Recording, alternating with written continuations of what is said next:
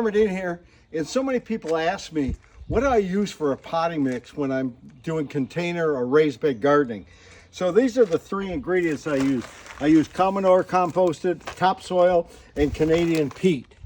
Now, some people use vermiculite and perlite. I don't find it's necessary because of all the compost I put in, but if you want to use perlite, go ahead. So here's my mixture.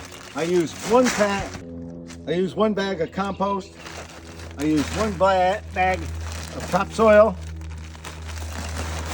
and I use a whole bunch of Canadian peat, about a third quantity wise. So it's a third.